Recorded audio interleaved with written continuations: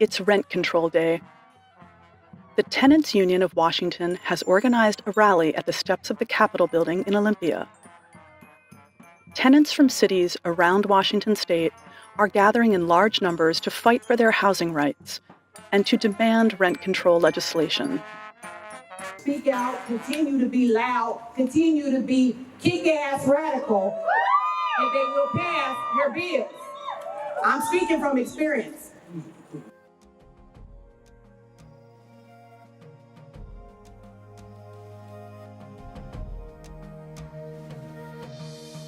Toya Thomas was a renter at the Renton Woods Apartments, now the Beckett Apartments.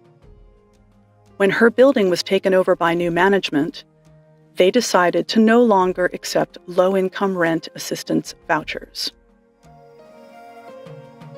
Our rent could have been paid. They was not trying to work out anything. They just wanted to put us out because we were under that label. We had notes put on all of our doors, all of the women that had, low income, Section 8. I guess there was gentrification going around the neighborhood.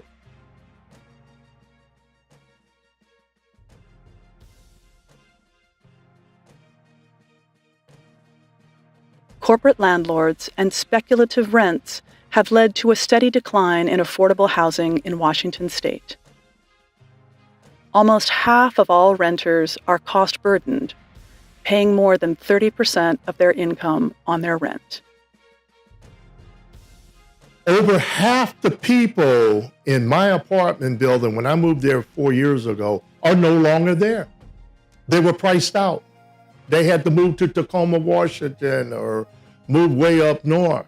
When property managers are raising people's rent, they're paying more money than actually they're making once a month.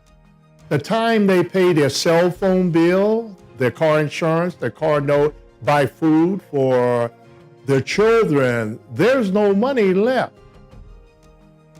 This is something that just didn't happen. This was something that had been in the making for years building up, and it's called pricing you financially out of the city that you perhaps grew up in or you lived in for a long time.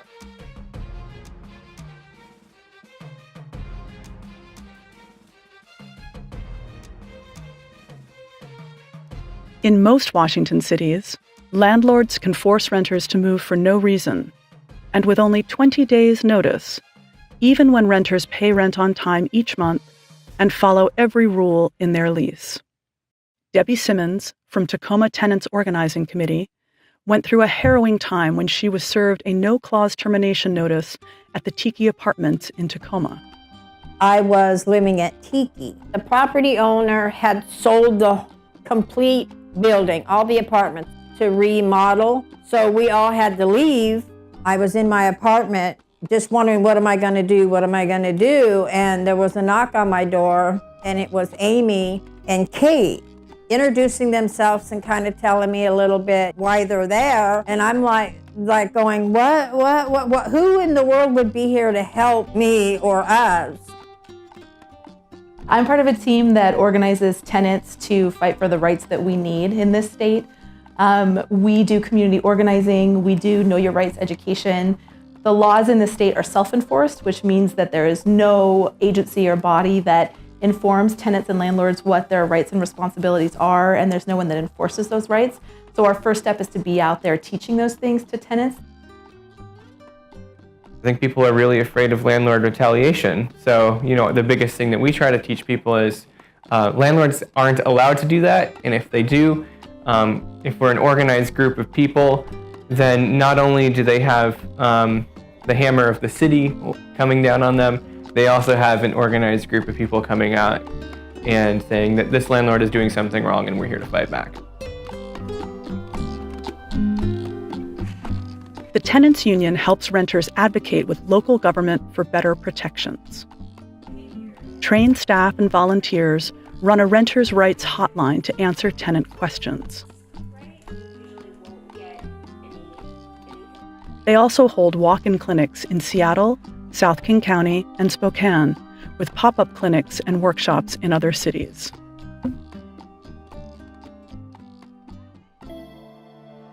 The tenant union is instrumental in explaining to people what they don't know, and then they will back you up. Sometimes you might have to appear in court over a civil matter. The tenant union will be in court. I praise them. I thank God that there is a tenant union, because without one, there would be a whole lot of people losing their apartment, and they can win cases for you. We came together, we fought.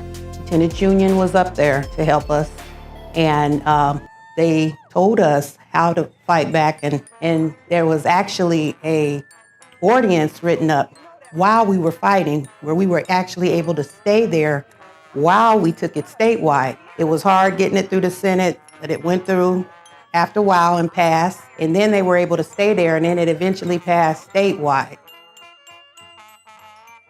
You know, tenants, we are a vulnerable community. In the city of Seattle, though, we are the majority. There's a quote that I always like to think about. That's from Frederick Douglass, who said that power concedes nothing without a demand. Landlords aren't going to want to give away that power. We have to demand it from them.